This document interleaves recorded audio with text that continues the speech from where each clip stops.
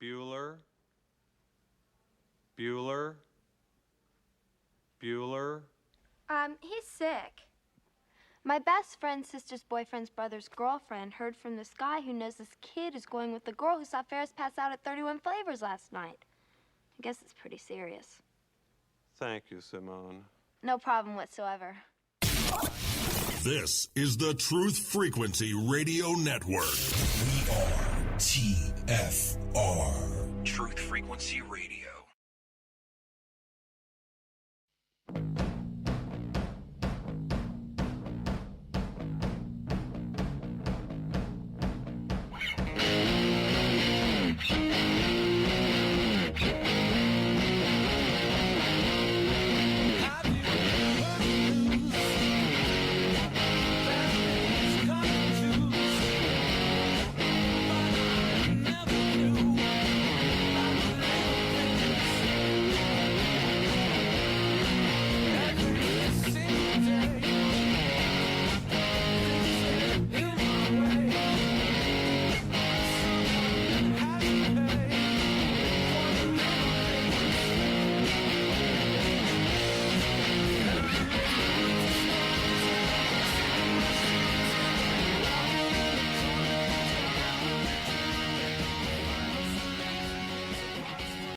Right? Yep, we're on. Oh, we are?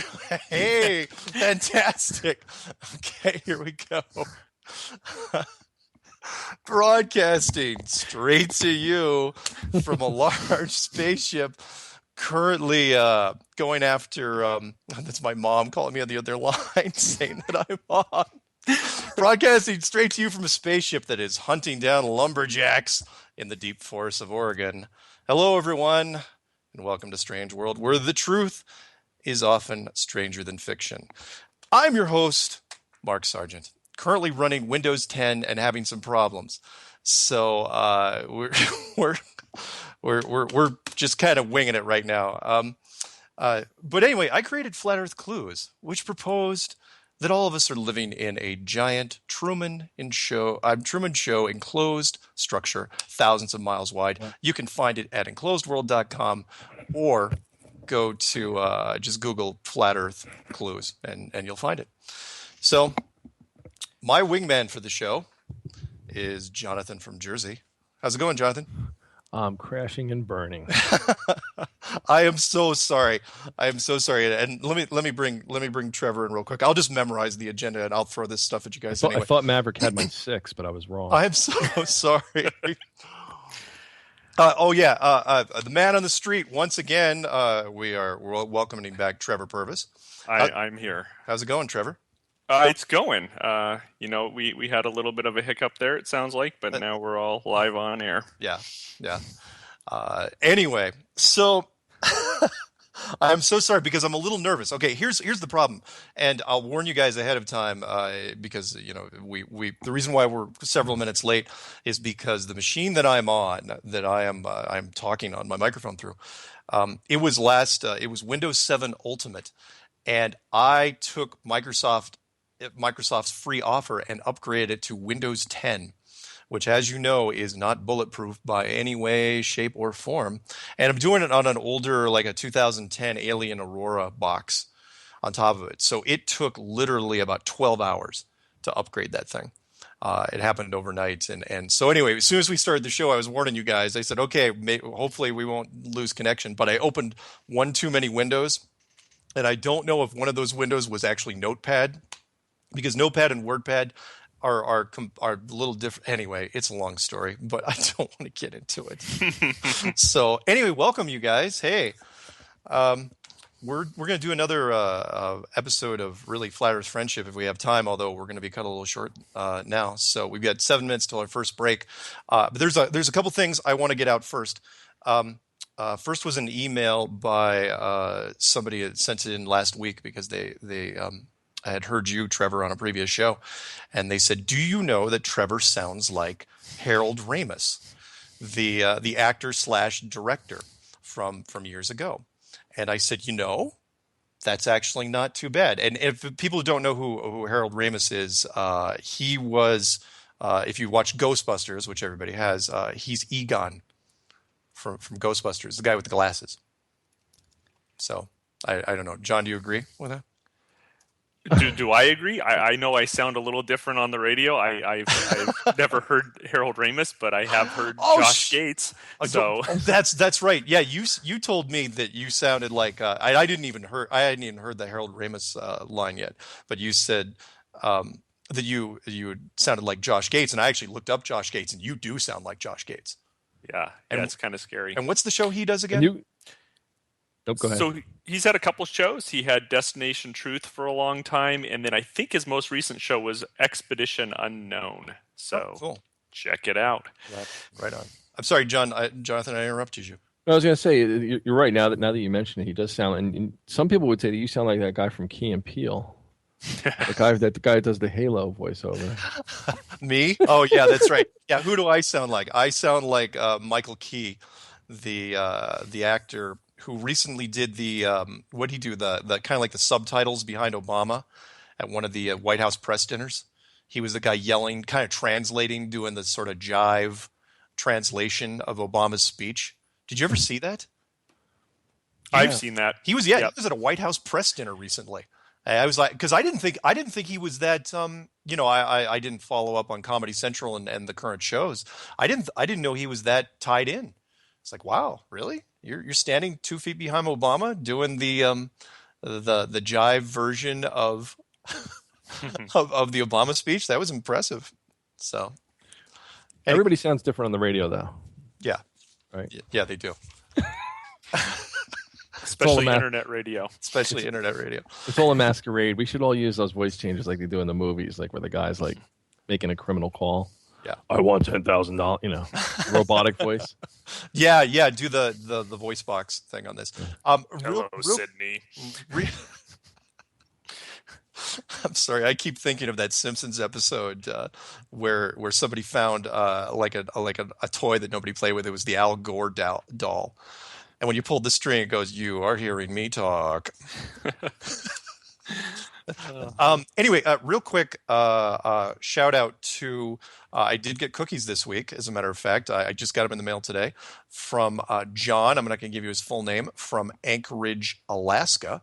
He sent me, not only did he send me a single production giant peanut butter cookie, but he also sent me some homemade jerky, red salmon jerky. Believe it or not. And I have not tasted it yet. And my mom's probably at home just cringing, thinking, don't eat the jerky. But he said he tested it. I actually Skyped with this guy. So, if you guys find me dead, just know that it was John from Anchorage, Alaska. And he actually left his business card on top of it. So I've got it here, and I'll put it next to my chalk outline that I'm going to draw out on the floor. I'm afraid John maybe asked you to upgrade to Windows 10, so all the evidence would be destroyed. It's not a bad OS, but you got to remember what it kind of simulates the whole tablet feel. Yes. With big boxes that you can touch and with your fingers and grab around. And I've got an old school 30-inch monitor that's not a touch screen or anything like that.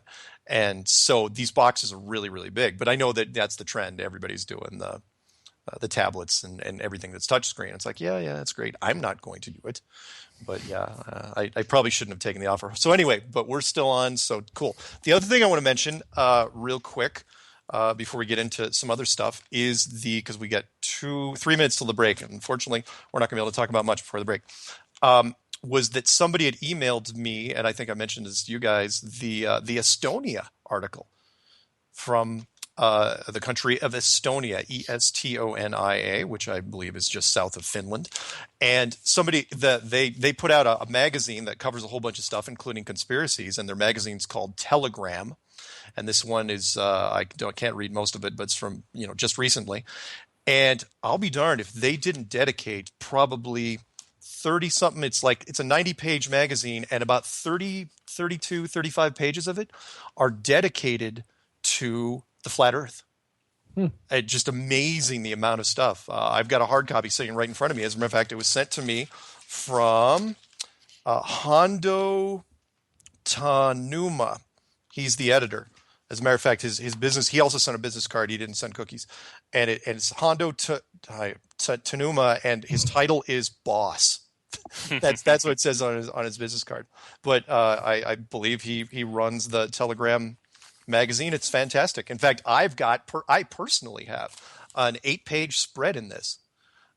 Just on my stuff, and I didn't even know it was going to be that big. And they cover Matt and Eric as well, but it's huge. It's a massive section on the whole thing. He went all out. I mean, more than a third of this magazine is dedicated to flat Earth, which is we're not on the cover, but some Estonian actors I think are. But it's pretty cool. And the interesting part about that is if you Google Translate it, which I'm not sure what the paper copy came in as, they mentioned that Estonia did join the Antarctic Treaty, and I can't remember the exact year, but so Estonia is part of that treaty now, I believe. I'll be darned. Mm-hmm. I'll be darned. Wow. Well, we're going to go to break here in just a bit, and then when we come back, we'll do a few more announcements and then get into our other stuff. And again, I'm going to be real careful on what I click on. As far as because if I opened too many things, I think I had 2 browser windows, and you had 50 instances of Live's Jasmine in the background. No, all those pop-ups. No, I didn't. I had Firefox open, I had Explorer open, I had Notepad, I had WordPad, and then I just opened a lot of stuff, and I just haven't figured out the combination. It's kind of like that Joker thing where the when the makeup is combined, you die. Yeah. Anyway, we'll be back just a bit. Hang on, guys.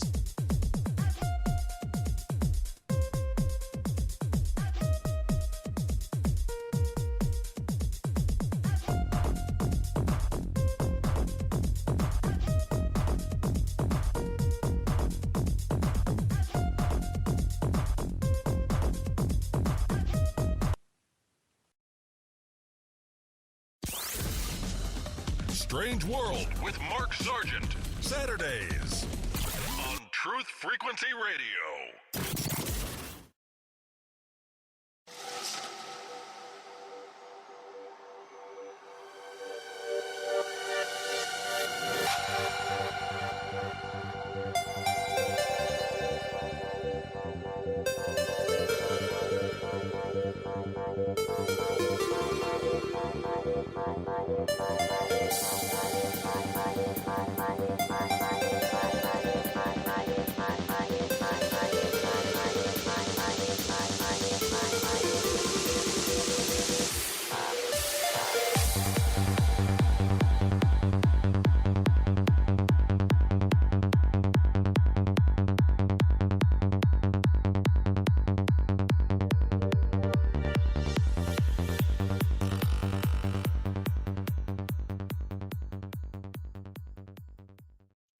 You should be there. And we're back. And we're back. I am so sorry, guys. Remember, I used to do technical support for a long time. In fact, I got to find Trevor on this list. You must be getting close to the truth to be knocked off like now. No. I mean, people are going to suspect that, sure. Hang on, let me add Trev. Okay, in 5, 4, 3. Trevor, you with us? I'm online. And are we live? Not yet. Okay. Hopefully we should be soon. You can hear my background. Yeah, I can't hear it in the background. Is anything coming through? Anything? Testing. 1, 2, 3. We're on now. This is a test of the emergency broadcast system. The broadcasters in your area, in cooperation with federal, state, and local authorities, have designed the system to notify you in the event of an actual emergency. And that's the phone ring. We're going to go full stream, guys. We're the air sirens. Remember, this is only a test. Okay, so I'm not going to touch anything. I'm not even going to look at my computer cross-eyed. If something happens this time, well, then it probably is sinister. And I'm keeping it clean. I won't say anything that's going to jinx us. Okay. Thanks. I'm not even going to check for the window. So you guys remember, it's 27 and 57 past the hour. So, just keep your eye on the clock. And I'm going to have to rely on you guys to open and look up stuff for me. As a matter of fact, Trevor, can you look up the Mark Sargent apology thing for me real quick? I will. Yeah, and I do have it up. And the name is Jesse Spots, isn't it? Absolutely correct. Okay. Just sent it 22 hours ago, according to my YouTube. Fantastic. I was going to mention this right, along with the thing from Estonia and the cookies, but I want to mention this guy. In fact, somebody sent it to me and they said, "Hey, somebody sent you a video apology." And sure enough, there's a video out there called, what is it, Apology to Mark Sargent? That's exactly what it's called. Perfect. And it's by a guy named Jesse Spots. And I mentioned him on Flat Earth Friendship several weeks ago, which was, he was the guy that did the rainbow videos, the really, really interesting thing about rainbow curves and how they could be related to the whole flat Earth and dome structure. And what I had said was that, I liked his videos, and then he made a video response saying that he was suspicious of me and didn't know quite what to make of me, and he came back several weeks later and said that he was apologizing for it, and for those, and I completely, shouldn't have had that pudding before the show. Jerky salmon? No, yeah. Salmon's not sitting too well. No, it's fine. No, I haven't eaten it yet, even though, I'm sure that people are saying, at home, saying, don't eat the jerky, the salmon jerky. Cookies is one thing, but salmon jerky is a whole other thing. No, what I'm trying to say is, look, I appreciate the words. They were heartfelt, and it wasn't a super short video. It was he went out of his way to do it. I understand that people are suspicious of me, and that when you do as many interviews as I have done over the last few months, that there's the conspiracy world. Jonathan, you and I have talked about this, where the conspiracy world is naturally suspicious, and people look. If I was on the other side, I absolutely would be suspicious of me, no question. But for him to come out and say that, fantastic, wonderful. I am not asking for anybody to do the same thing he did. Look, nobody needs to apologize to me for this. Again, if I was in your shoes, I don't know if I'd completely buy what I'm selling anyway. So I liked what he had to say. I watched it after you sent me the link, and I left him a little note saying, a link to a picture of Darth Vader. It says, "Come to the dark side. We have cookies." Thought it was appropriate. Nice, and I'm encouraged. I hope he does more stuff. And for those of you who haven't checked out his channel, how's it spelled, Trev? It's Jesse, JESSE space Spots, SPOTS. Right. Again, you do sound a little bit like Harold Ramis. That's awesome. I'm sorry, you do, but that's okay, because Harold Ramis, people look him up. The man had a heck of a career. Most people don't. He wrote. A lot of his stuff was older, and he passed away recently. I'm sorry, the late Harold Ramis. I really liked his stuff. Remember, he wrote Meatballs in his early career. I'm pretty sure he directed that little-known movie called Caddyshack. Did he do Stripes too? Yeah, exactly. And then Groundhog Day. Yeah, and he got into. Was that him? Oh, you're looking it up? No. Oh, perfect.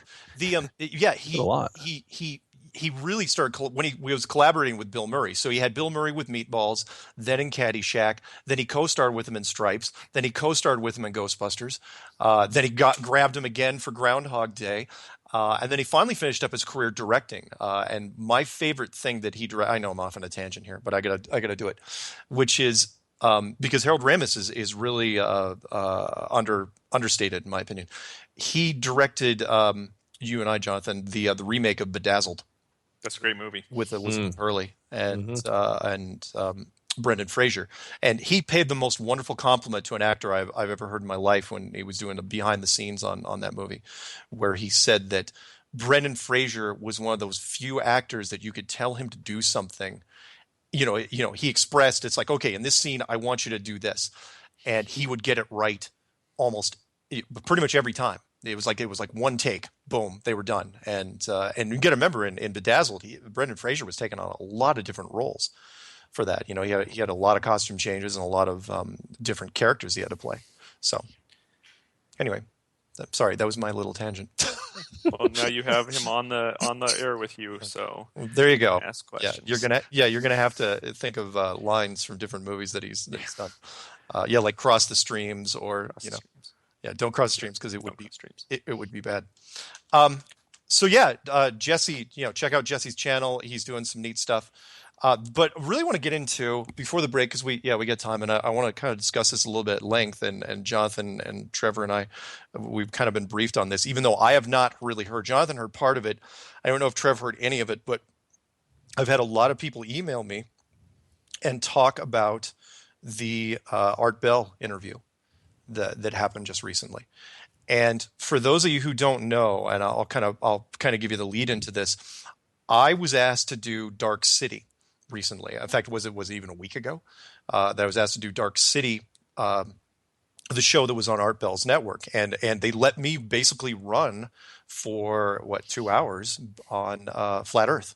Just ran with it, and of course the host, like many hosts, was skeptical, but he didn't charge at me, and everything went great, and there was rumor that I may actually do the flagship show with Art Bell, and then all of a sudden, out of the blue, 4 days ago, 5 days ago maybe, I get an email from somebody saying, "Hey, you should take a look at this." And when I first looked at it, I saw that Art Bell was going to have Morgile, Morgile. Although this channel's called The Morgile, against who? I don't know if either of you guys have the name of the physicist that he was up against. But I can get that. It's Josh something or other, I believe. But the person sent it to me, and they said, "Oh, by the way, here's this." And I thought it was like, "Oh crap, is that tonight?" And then, I got my dates wrong. I was going, "Wait, this already happened? This happened like the night before." And then I called you, Jonathan, and you said you already listened to part of it. Mm-hmm. And go ahead. And that and every email I've gotten said that it was a setup. It was a hit piece. That it was that Morgile never had a chance. He just walked into an ambush and got torched. I was going to say in typical Art Bell fashion. Because see, I have not listened to a lot of Art Bell stuff, I hate to say, but I thought he would have followed the same thing that George Norrie did when I did Coast to Coast, which was George kind of let everything go, and we talked, and of course he was the skeptic, and the fact that he went out of his way to say that he believed that we went to the moon, which is a whole that's the party line he's going to toe. That's fine, but I was a little surprised because this is significant, and you guys feel free to chime in, but this is significant because it is the first interview I know of anybody where they try to tear it down. I mean, really tear it down. Guys got any take on that? Well, I've actually not seen any interviews, honestly, that where they've tried to tear it down. I mean, I think that's probably, unfortunately, the next part of this adventure is that they'll start to try to tear it down. And that's what they'll start doing, is sending in the people to discredit everything everybody's saying. That's the way it always goes. I think they've had to see who the players were and who's at odds with one another first before they can start to. I'm sorry. No, it's okay. So do you feel that? I mean, you and I briefly talked about this, John. You think that bringing me on for the Dark City show was sort of like a litmus test? They were seeing, okay, let's see what we can do here, and then. Sorry. There's a second part of this. The second part was, and again, I've got to listen to the interview. Please, somebody, if you've ripped it, put it up on YouTube, because I'm getting everything secondhand.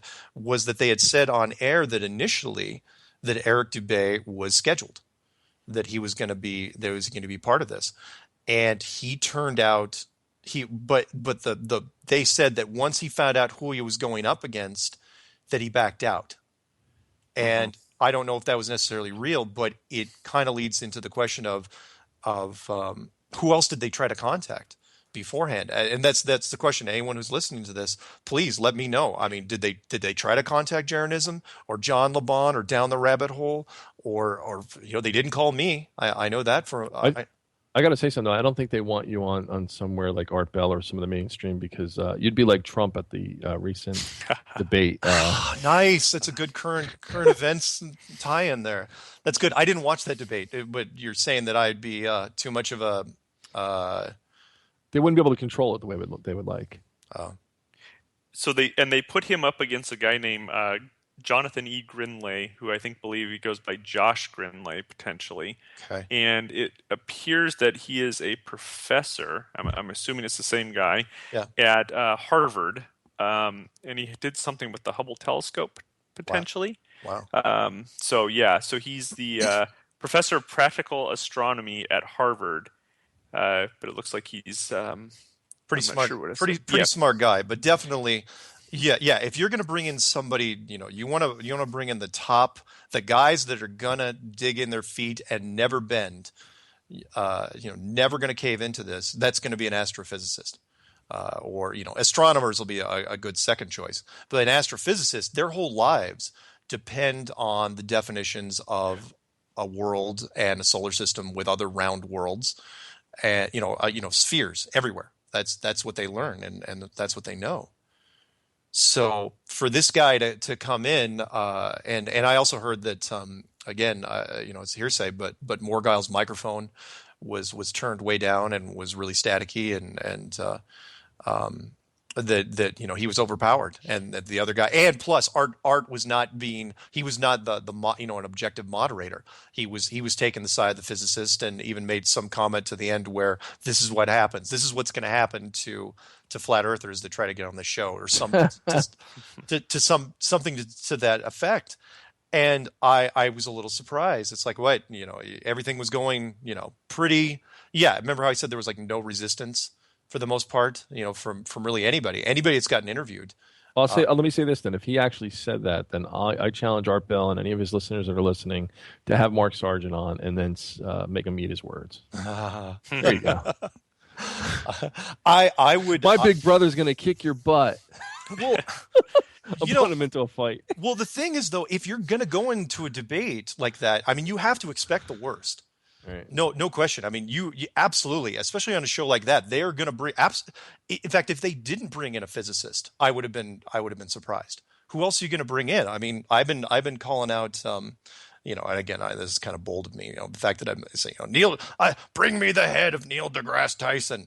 I've been saying that now for a couple months, and because that's the ultimate goal. Once you can get past him, well, the rest is easy because he's so high profile. Yeah, but he also calls the Earth pear-shaped now, and if NASA took pictures of a round Earth, how is it pear-shaped? Yeah, and we'll segue into that. I think we have a little time. We've got like five minutes till the break. But what I would have brought up to this guy, if he would have brought up, I mean, the microphone volume, I would have just upped the gain on mine. I would just cranked it up, and tried to compensate for whatever they were doing at the studio. But I would have brought up the elephant in the room, and you guys can disagree if you want, or agree. It's completely your choice. Which is the Van Allen belts. Which is this, because you have to go after him eventually. And this is the argument I would have thrown at him, and I'm still going to throw. Whoever comes at me, eventually you're going to have to deal with this question, and that is, if the Van Allen belts were announced in 1959 as the deadliest things of all, and I know some guy actually sent something to me recently where he goes, "Oh yeah, Van Allen retracted the deadliness of it in a later article." I please, if somebody finds that article, show it to me, because I've got a rebuttal for that as well.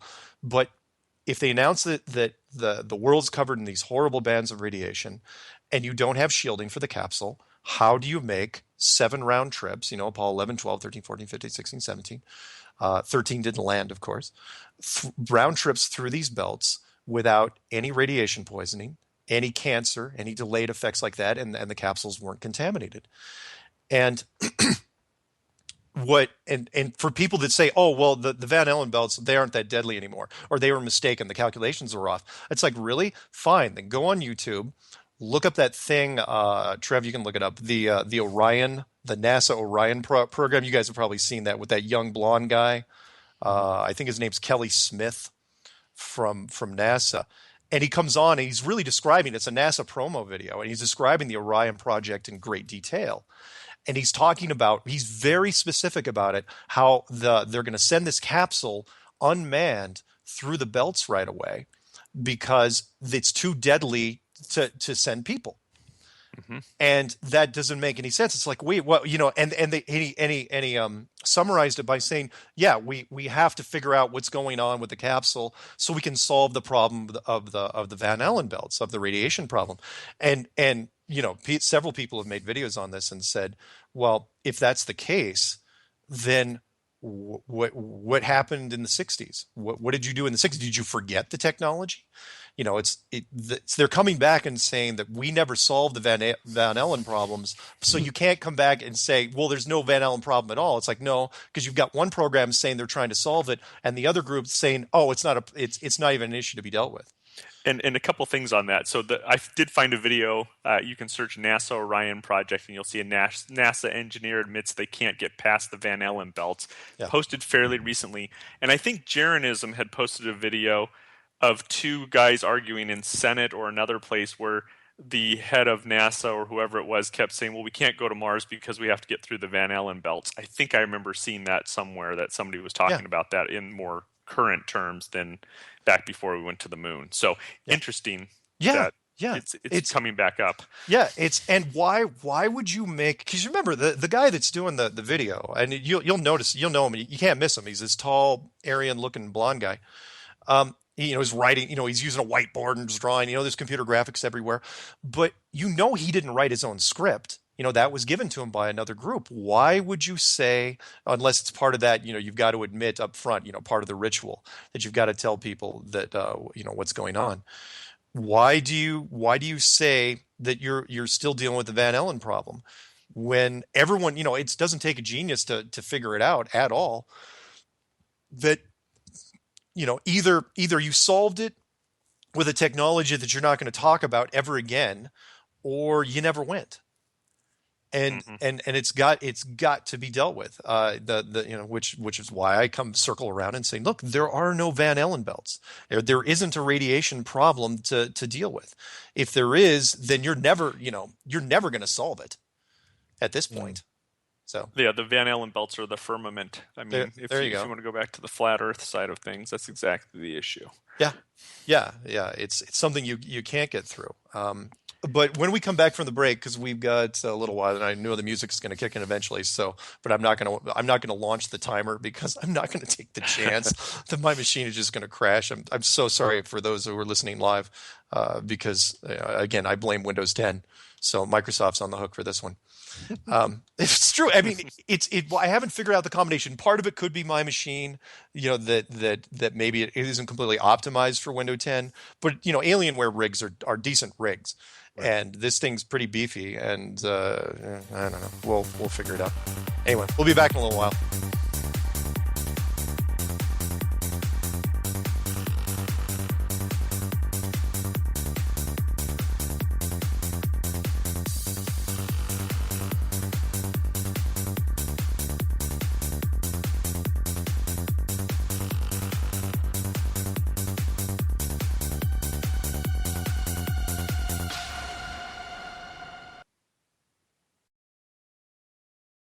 Real people, real radio.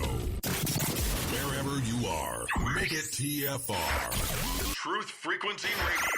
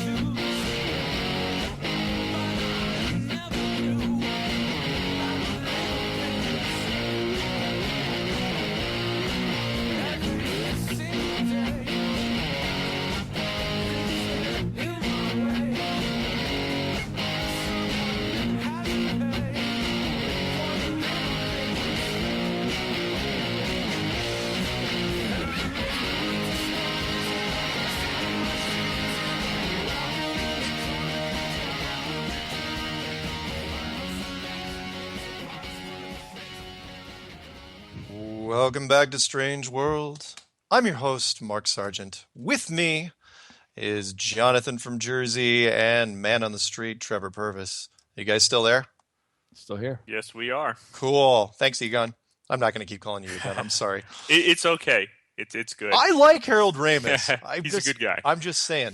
And he did Vacation, by the way. Got to add that in there. The direct Vacation? He did direct Holy Vacation. smokes, that guy did a lot of stuff. That's really great. And again, I'm happy. He only did a couple acting roles, but hey, I don't want to get off on a tangent. Okay, so a couple things. If you guys are watching this one, I'm including a couple of videos. Normally I do a slideshow when I do this radio thing. But what I'm going to do when I do this in post is I'm going to add a couple things. One of the first things I'm going to do is I'm going to add the and Trevor, write this down about the Rammstein video. Oh yes, I gotta mention that. But before that, I've got to mention, because look, this is actually happening, and it's really, really getting out there, which is NASA is releasing more and more photos.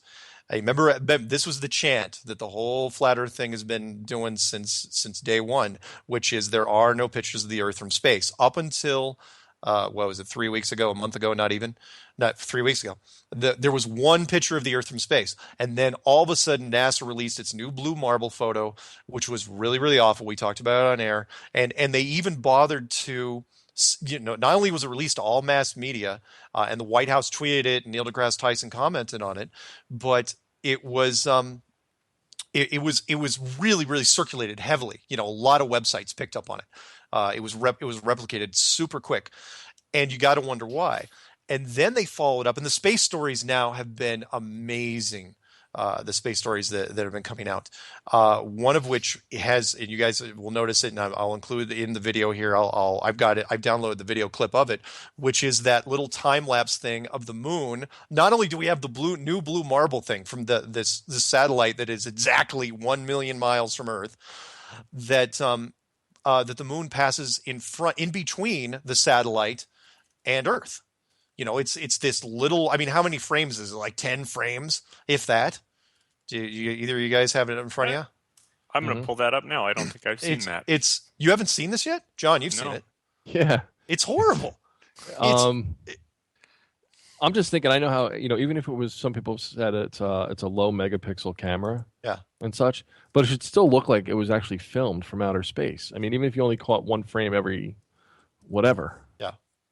It looks photoshopped. It looks like crap, and then it almost looks like there's a shadow or something underneath the moon. There you go.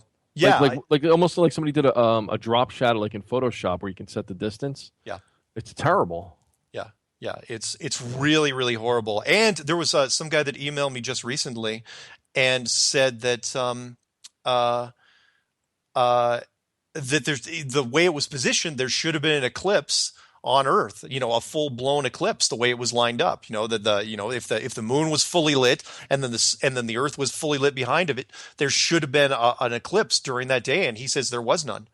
During that day on any particular point on the globe. That's a good point, because I'm looking at it now where this shadow is. Yeah, this thing would cause the biggest shadow on the Earth, because now the back of the moon's lit and the Earth is lit. Yeah.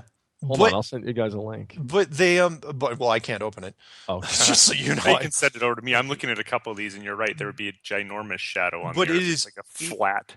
It is horrible. If anyone wants to look at it, so the base what I'm saying is the footage that is coming out of NASA now. So yeah, we've been clamoring. It's like, show us the pictures of the Earth from space, and they say, okay, fine. Here's some pictures of the Earth from space. 43 years later, for no apparent reason, but the stuff they're releasing is of such terrible quality that it really seems deliberate. It really seems like they want to, again, I've said before, I'll say it again, which is that they want to get caught. They're trying to get caught. What's the old saying? Men make mistakes, or men get caught when they're cheating because they make mistakes. Women get caught because they let the mistakes out in the open to get found. And that's what this thing seems like. This moon, plus we're also seeing the dark side of the moon, right? Is this also one where the clouds aren't moving on Earth? Oh, yeah, that's the other thing. Yeah, please, somebody zoom in, a debunker. Please feel free to jump in on this and tell me that the Earth rotating on its axis is that the clouds are morphing. Don't tell me you forgot that thing again. That's going to happen, because unless you're saying that it's a complete composite image where you just took a moon image, you put it in front of it, and that the Earth is not, that they're out of sync, that they just put a moon image, just raced it across there. Well, and there's really no rotation on the moon itself either. The spot on the moon, the dark spot, Yeah. To travel the distance, I'm not sure what the frame distance was, but the dark spot stays in the same place. So the moon itself doesn't show rotation, it looks like. Even though it's supposed to have some rotation simultaneous with the Earth, you would think that because it faces the Earth, it'd be rotating around from whatever filmed it. Good point. Yeah, you're right. There should be a slight rotation, which brings up on another thing. Weird stuff about the moon. Anyone want to have some fun? Look up weird coincidences about the moon. Like, for example, did you guys know, maybe you did or maybe you didn't, that the moon is not only 395 times farther away than from the sun than it is from Earth, right? But it's also 395 times smaller than the sun. It's identical. So, which again is really, really, really, really weird. And, the fact that the moon fits in front of the sun perfectly, it's not this big overlay. It's not this, tiny little ball that goes in front of it. It is perfect. With those great eclipses, when it finally hits, you get that cool little corona ring around the outside. But also the coincidence, you want to combine that with, what's the lunar cycle? 27 days? That sounds about right. I'm going to look that up. Something like that. So let's say it's 27 days to orbit, but the moon spinning on its axis is literally identical to the time that it takes to spin around the Earth, which is why we only see the one side of the moon. Go ahead. 29.53 days. Oh, is it 29.53 days? Oh, okay. Well, it's perfect. I thought it was 27, but it's 29.53. That's fine. I'll remember it now. But it's identical. The odds of those, two things happening at the same time are, in my opinion, it's weird. It's really, it doesn't seem like there's an accident happening here by any stretch. Yeah, it seems too perfect. There you go. Yeah. Again, the especially the moon rotation. It's like, fine, if you only see one side of the moon, even if it rotated a quarter of a degree every, I don't know, day or two, people would buy that. But to say that it never changes, what is it, locked in? It's. I mean, one guy said that the only way that could really happen is if it was lopsided. That if it was really heavy on the side that faced the Earth. So, but that wouldn't explain the rotation. If that was the case, then anyway. Well, I've heard theories that it was the satellite that was towed there, so I don't know. Oh, yeah, I've heard that as well. Actually, that's interesting you brought that up. But also, it doesn't orbit in a circle. It orbits in an elliptical format, which to me says if you start going in an ellipsis, you'd actually change the forward-facing amount of the moon because you're not doing a perfect circle around the planet. Now you're going wide and coming back in, which is something that says it shouldn't stay facing the same direction as well. Good point. Excellent point. Anyway, so yeah, the moon, weird stuff. Please, by all means, look. And I've got to mention this. Is look up Trev real quick. I think the channel is called Insanity is Sanity. He was the guy that did. Remember in the last show, I mentioned that the cold moonlight, and that was when Jonathan was laughing at me. Yep. I watched that one.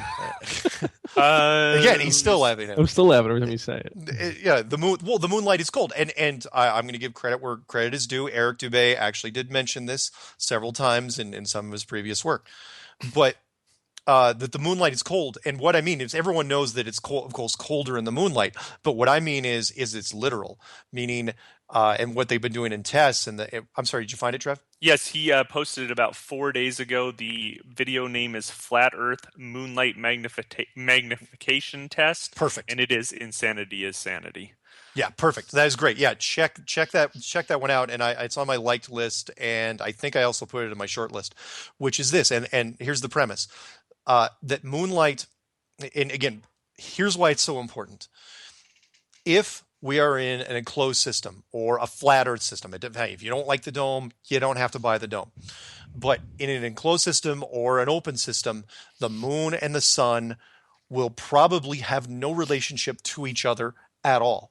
Meaning the sun is just a big light bulb and the moon is just a big night light, which means it emits its own light, which means it doesn't reflect anything. So you would think if it was reflecting the sun's light, that even if it was a fraction of the sun's light, it would be somewhat warmer in moonlight than it would be in the shade. No different than what we find in the sun. It is always cooler in the shade than it is in the sunlight. So if you're in the moonlight, it should be cooler in the shade than if you are in the moonlight. But it turns out, from the test I have run, and Insanity is Sandy made a great test where he showed not only is it colder in the moonlight than it is in the shade. So if you go to the shade, so we'll just we'll just throw out an example here. So if it's 56 degrees, we'll use Fahrenheit. If it's 56 degrees in the moonlight, then it is 59 in the shade. It's always warmer in the shade. I have yet to see a debunker come out there that says, no, it's colder in the shade. And so remember, Jonathan, I mentioned to you briefly, I said, well, that raises an interesting question. And that is, if the moonlight is physically cold, like you were saying, like a cold laser, if you magnify it, does the temperature go up? Or does it keep getting colder if you actually magnify that light? Right. And so this guy took a, like a jeweler's holder, like a rocker arm of some kind, and he set up a pretty big magnifying glass, and he had two little copper plates, and he had shade, he had moonlight, and he had magnified moonlight. And I'll be darned if the magnified moonlight wasn't even colder than regular moonlight, which is again, it goes to what you were saying, is are we talking about a cold laser light?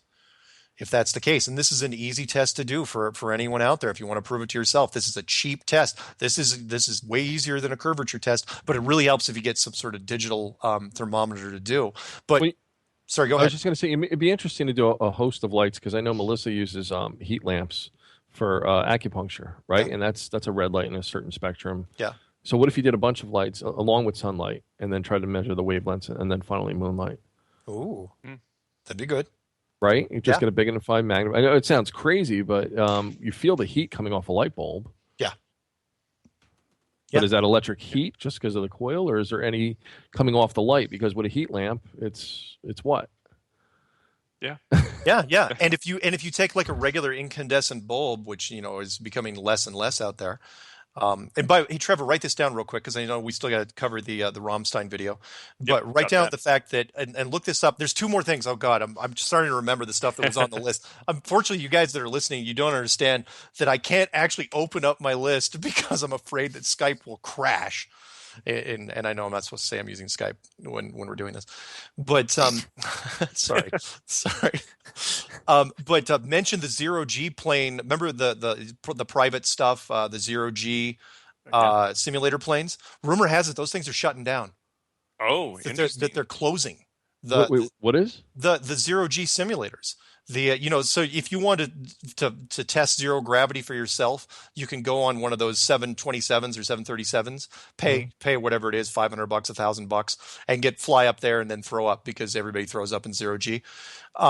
That's why it's called the vomit comet, because your stomach, it's no different than it's way different than a roller coaster. I mean, your stomach gets really queasy when you're on a roller coaster, or if you're on some amusement park rides. Imagine the purest sense of that. If you're in 0G, your stomach literally lifts off, it starts floating and you feel super gross. So, but they're shutting down, but from what I heard, they're shutting down that program.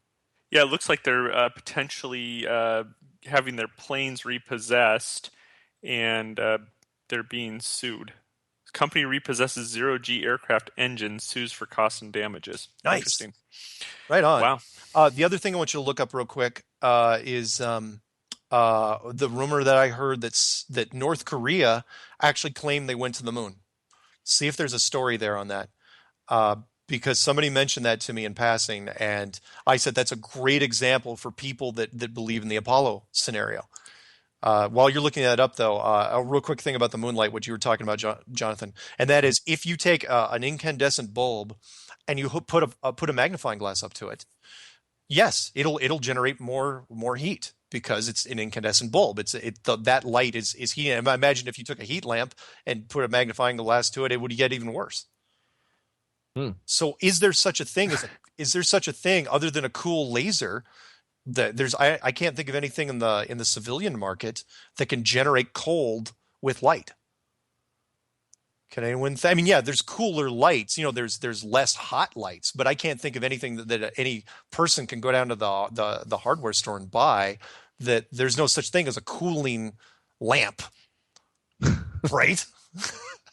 This doesn't exist in. I mean, everything else on the heating side, we've got a million things, but on the cooling side, it doesn't.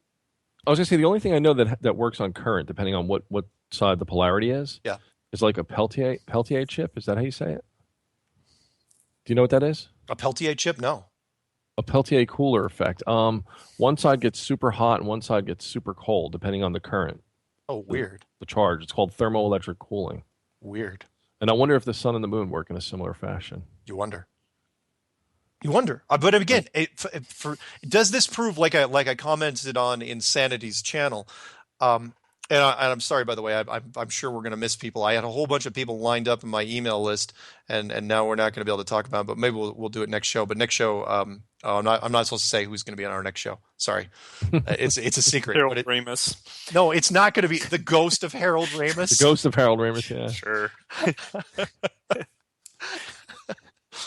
Sorry. No. We're gonna call up and punk Bill Murray. Yes. With the ghost of Harold Ramis. No.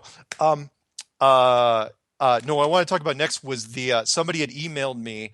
Okay, sorry. And I know I'm kind of scattered. I'm all over the place, but the things are coming back into my head, or they're being beamed back into my head from John from the NSA basement where he is. The first thing was, remember we did predictive programming last week, and people said, "Well, hey, you missed a couple movies." One of them was Sargent, where we find out later, and I know this is a spoiler for those who haven't watched the DVD, and I still haven't watched the second one. Maybe I'll download that tonight. That'll be kind of fun. The Insurgent, was based on that class system, but you find out at the end of the movie, the first movie, that they were in this walled off city, right? Well, apparently in the second one, you find out that the walled off, it isn't dangerous outside, and then the entire first movie, the entire civilization of Insurgent that was inside this walled city was part of an experiment. So, I think Divergent is the first one, right? And Insurgent is the second one? Yes, I'm sorry, Divergent is the first one. There's another movie that had come out called The Maze Runner. Yep. Which is very similar to that. Very similar to that. So wait a minute. Are you saying possibly that they're going to open the firmament and let us on to the next level beyond the wall? Oh, don't tease me, man. Is that what you're saying? It'd be nice. Is that disclosure? Ixnay on the okay. Yeah. No, I don't know, but boy, that would be something. That's the happy ending to this thing, if that's the case. That eventually we find out that we are, not necessarily in an experiment, but we are in a controlled system. But yes, I'm sorry, Trev. I didn't mean to interrupt you there for a second. No, you hit it right. But Divergent was the first one, Insurgent is the second one, and then The Maze Runner is another one very similar with the wall. Who is the lead in Insurgent and Divergent? It was it's that girl. I don't want to call her the poor man's. Shoot! Oh man, I've completely forgot who. Well, her name is who we probably don't know her because she's not been in a lot of stuff. But her Shailene name, Woodley. That's who it is. Yep. Yeah. Shailene Woodley. And Kate Winslet was the cameo in that. I think she was the doc. She was. Judd was the evil doctor. Yeah, was she that? Let's see. Yep, Kate Winslet, evil doctor. Well, yeah. Janine. Yeah. I'm sorry. The other movie, which somebody brought up to me, and they said, this was very similar, but on a much, much smaller scale, was one of my favorite Joss Whedon films, Cabin in the Woods, which was based on the whole premise. Again, I loved it because it's the end all of horror movies. It literally goes into the whole formula breakdown of how horror movies work. That you have a jock, you have a virgin, you have a brain, you have, you've got the 5 or 6 characters. Most of the time it's 5. And but the point was it was a controlled system. And once they got in there, everything was it seemed like they were controlling, they had their own movements, but they were being controlled from the outside. They were heavily influenced on the outside. Fascinating movie, to the point when the jock, the guy that plays Thor. Crap, can't remember his Chris name. Hemsworth. There you go. Thank you, Trevor. How when he crashed his motorbike into the Matrix wall at the end of that thing, where you saw how controlled it really was. You didn't have any feel for it because, again, the walls were a complete illusion. They were part of this massive. You don't know how big the structure was, but it didn't really matter because the point was, with only those 5 people in there, there was so many negative reinforcements. You didn't. It could have been a couple miles wide. It could have been 20 miles wide. You don't know. And then there's I'd call them the kind of gamekeepers that are betting on what's going to happen next. And, that's our Illuminati. Yeah, there you go. That was a great. They did that so well. How and of course the revenge. How all the nightmares came out. That part. I mean, I was giggling in the theater seats when they let all the nightmares out and they were just tearing apart the all the gatekeepers. It was great. I mean, and they covered literally just about every horror movie genre at one point or another. So it was fantastic. So we got a little time before the break. I want to mention the Rammstein video. And I'm going to include that if you're watching this in video format in post. What I'm going to do is I'm going to put in the Rammstein video from 2011, and I think I sent it to both you guys. It's called "We're Living in America." We're all living in America, and but I won't put the audio in it, so I won't get any copyright things. It's just going to be the video part of it, and because the video part is really the most important part of this video, and I completely missed this, and I don't know Rammstein really well, the German metal band, but what they had done was they had made a video called "We're All Living in America." Now the whole premise of the video.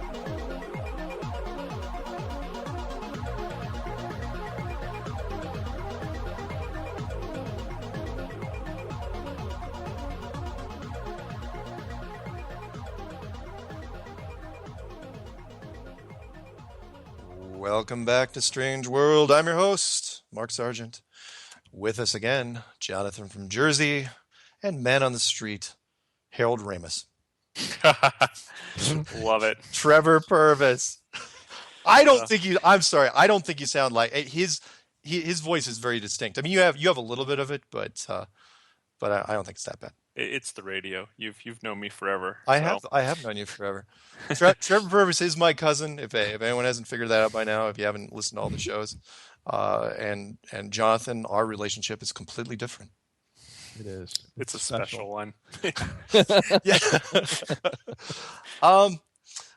So we're still talking again. I know I'm going to be naming this, and it'll be in the slides. Flat Earth friendship. It's going to be called more Flat Earth friendship. I know we haven't done that much on it, and please forgive me. I know I'm scattered, but those who are kind of going through and trying to catch this, I blame Windows 10. I upgraded my machine from 7 Ultimate to 10, and if you open up too many things, your network connection, woo.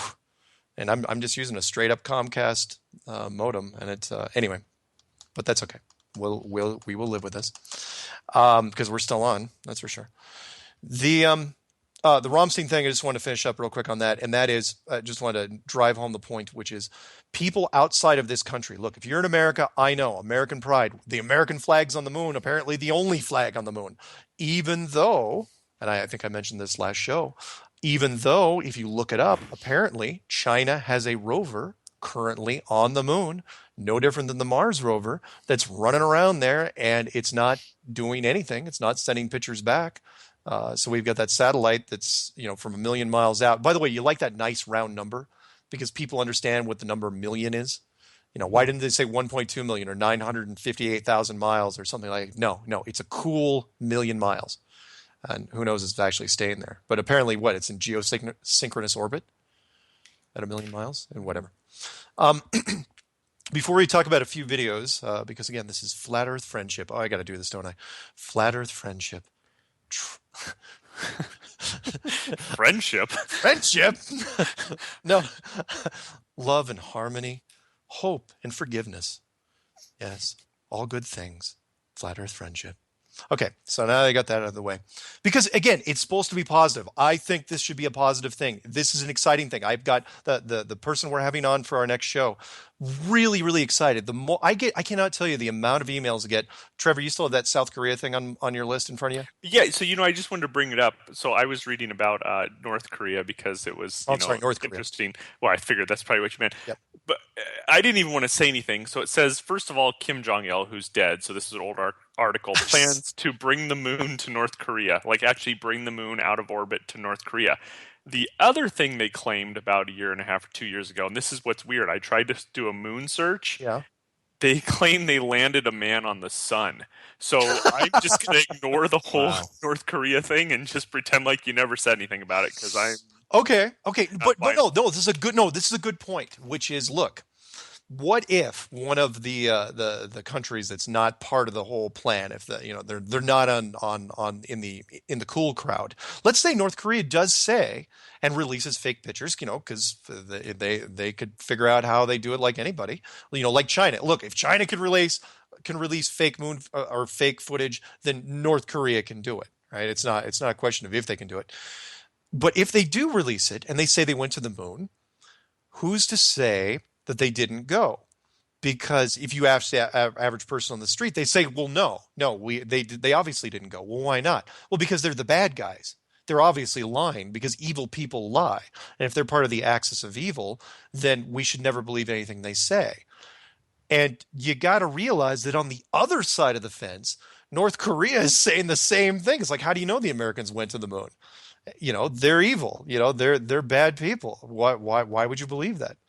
So, and you'd think China would also maybe say similar things. Not saying we're at a war with China or anything, but same thing. Why would America go? We're better than America. We should be on the moon. Yeah. And maybe they, have their quote unquote rover up there. Whatever. There's no rover up there. There's nothing up there. There's nothing up there because you can't land on it. It's not there. It's not what you think it is. I always assumed Ed Harris was on the moon, but I could be wrong. You just never know. That was actually my Truman Show reference, just for you. So thank you. You know what though? That would solidify that argument that they said that we were told not to go back to the moon, that there was already beings up there with established bases and stuff. So even if it's a low Earth satellite, right? It's inside the dome or whatever. Yeah. What if it's a monitoring station? And we're not supposed to be up there at all, crawling around on it. It's kind of like Antarctica.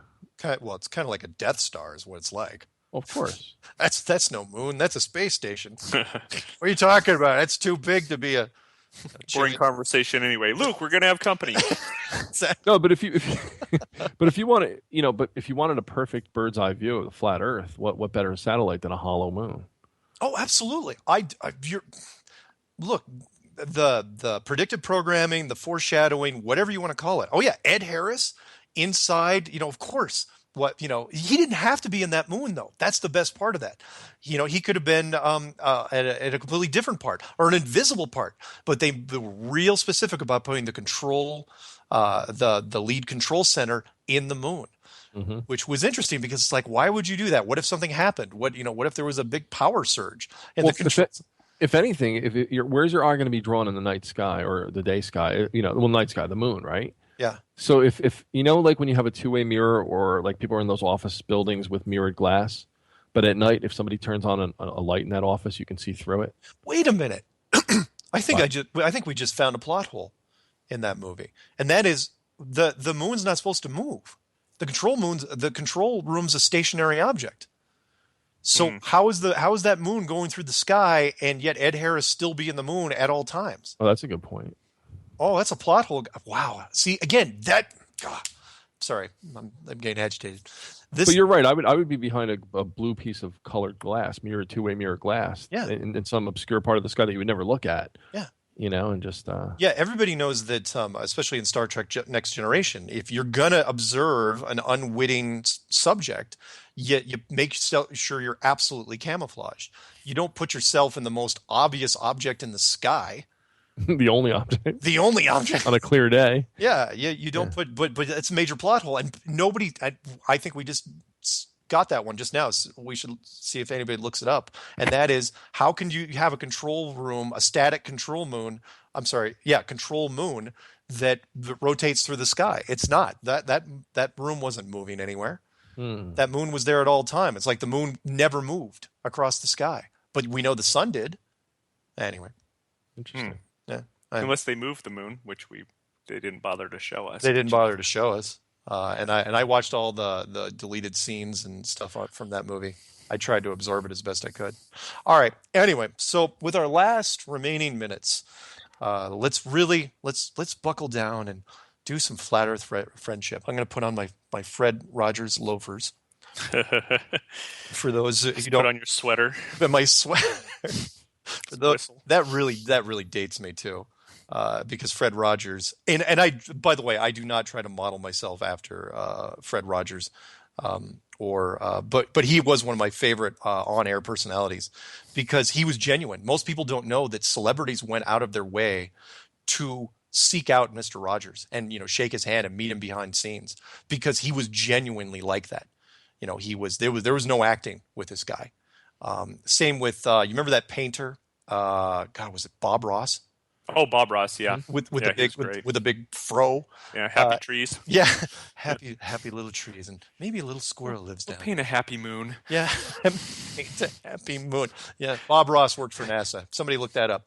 No, I actually bought. No, seriously, I bought. I'll tell you, because I had some guilty pleasure shows and some guilty pleasure movies. I won't go into the movies right now, but one of the shows was his painting show, and I do not do drugs. But if I did drugs, that would be the show to do drugs on. Oh, because yeah. I just sat there and I was hypnotized by him. Not necessarily from the painting that he was doing, but from the just his voice. I remember the one DVD I bought. He's got like 1 million DVDs, but one DVD he actually found like a baby bird in a park on his way to work, and he actually put it on the easel next to him. and you can hear this thing chirping, right? And just screwing up the whole rhythm of everything. He's got, I can't remember what he called him, but he was like going, oh, it's okay, little fellow. It's like, oh, God, he's talking to this baby bird. Anyway, Trev, are you looking up, do you have YouTube in front of you? I do. Okay. If you set the filter to this week, what are the, give me some of the, not necessarily. Well, if the titles are interesting, but give me a title and or an author. Trying to think of what I've seen. So there is this Flat Earth Awakening Motivation Episode 9. Perfect. By Motivation Academy. Oh, thank God. Okay, yeah. People have been emailing me about this guy. Yeah, read off. Spell his channel name. Motivation Academy. Now, motivation is spelled normal, but academy is spelled ACADEMIE. Yeah. Yeah, he's been coming on and doing real positive, again, what it sounds like, motivational. It's like, look, wake up. This is happening. Be part of this. Be a positive thing. He's real, not super energetic, but he speaks well. I think French is his native tongue, which could be the reason how he spells academy the way that might be the French spelling. But he's was he on part 9 already? Yeah, it looks like episode 9. So I'd watch it. Good stuff. People have been sending me. It's like, wow, this guy's really doing some neat stuff. Now he's not going over a lot of technical stuff, but he's going into the psychology of it, which is look, you have a chance to wake up from this. You've been deceived. It's not that hard to figure out. Get your head around it and get behind it, and it's great. I think they're like 10 minutes a crack. And what's that one running? 13:30, so a little bit longer than 10, but easy to digest. Yeah, great. What else you got? What do you have your filter set to? I'm just curious. I'm this week, and by uploaded date, I haven't refreshed probably since the beginning of the show, so I may have missed some, but I think that we got to get some traction on. So his was an hour ago. Yeah. Okay. And then Jonathan just brought up one from somebody. I get banned from Flat Earth versus Spherical Earth Facebook page. So what's that? It's by Lord Stephen Christ. So thank you, Jonathan. You had to work him into the show. Hey, what are you gonna do? That's going to be the running gag, isn't it? That he has to be worked into the show at least once every episode now. And then there's a guy. that's been putting out some stuff. I hate you. I don't even think it's a real word. It's like ELNMYJTS. And it's part 3, part 2. He's been out mostly today. Yeah. About a crescent moon, flat Earth, the show knows day 6. I don't know. I haven't watched those, but he's been putting a bit of things today, so it's probably worth checking out. People have, while you're looking for other ones, people have been putting out people have been looking at the moon more, not just at night, but they've been looking at it during the daytime, and they're mentioning, it's like, basically they're pointing out that the sun and the moon are in the sky at the same time, which we've all seen as children. We've all been in the playground and probably looked up and says, why is the moon still there if it's not nighttime and, the sun is, in a certain place? But what's weird is, if the sun is directly overhead, then, what are we talking about here? Why isn't it a full moon? And, you can explain it away, explain it any way you want, but it's interesting that people are looking at it. So that's kind of fun. Yeah, wait a minute. Say it again. Wait, the sun's in the sky, and why isn't the Earth? Why isn't the moon full? Why isn't the moon full? So if the sun is directly overhead, like high noon, and there's nothing between, if there shouldn't be anything blocking. But the moon's still on schedule for being a waxing, waning, whatever. It's still like a partial moon. Yeah. Right. And some people have mentioned, again, people are looking, they're noticing more and more stuff. Yeah. So like one guy, he was doing a time lapse, not a time lapse thing, but he was saying, look, the moon was supposed to be full this night and it wasn't. It was like 90%. And then a couple days later it was full, but then it wasn't again. And he was again, it's one of those things. People are starting to stare.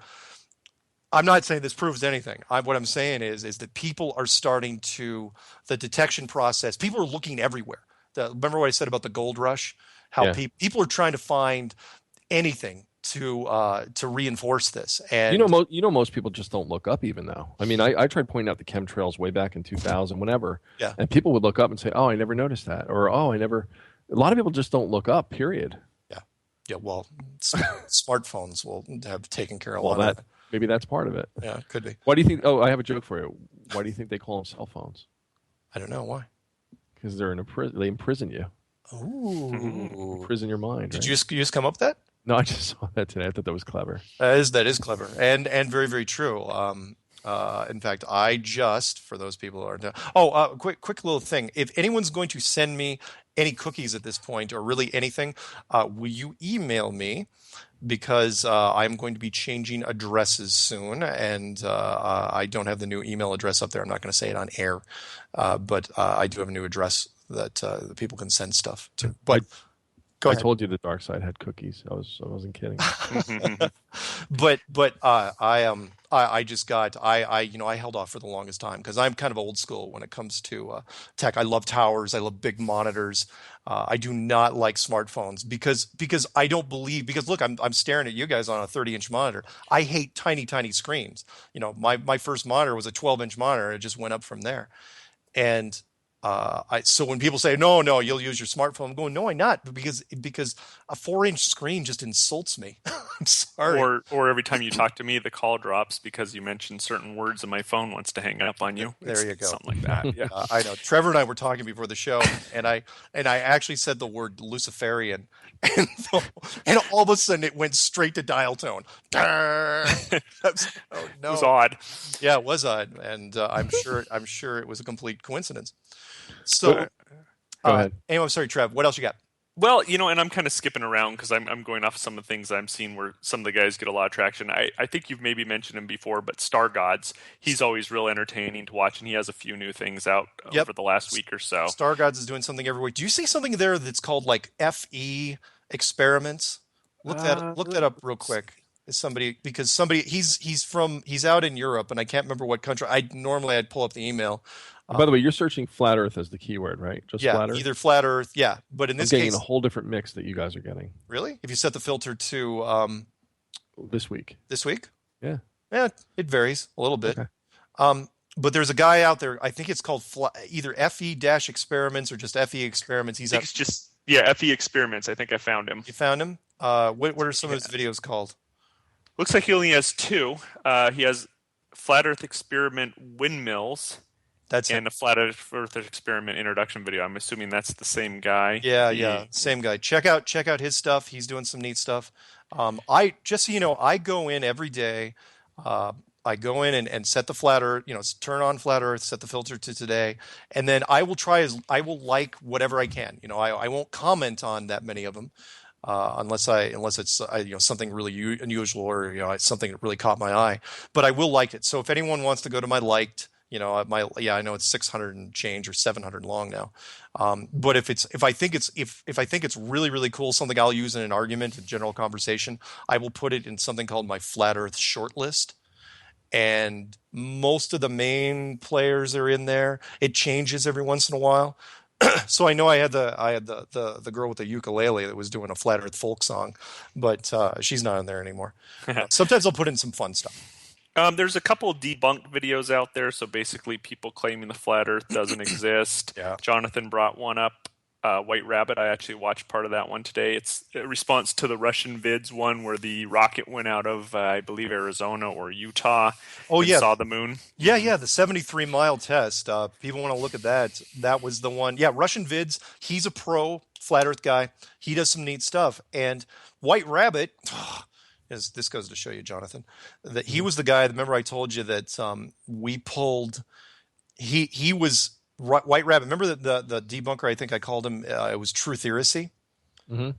He made a 12-part series about how much he hated the White Rabbit channel, and then once he got into Flat Earth, he just completely dropped White Rabbit, and now White Rabbit is getting on the bandwagon saying, "Oh, I hate Flat Earth too."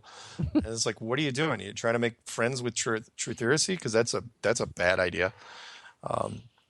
But people, again, for those of you who are debunking, you're going to be in trouble, because really, for something like this, what you're doing, especially if you have a lot of followers, if you have 20,000 followers, you're exposing them to a theory that they probably hadn't even considered before. So yeah, you may come out and say, oh yeah, flat Earth is a piece of crap. It's horrible. It's stupid.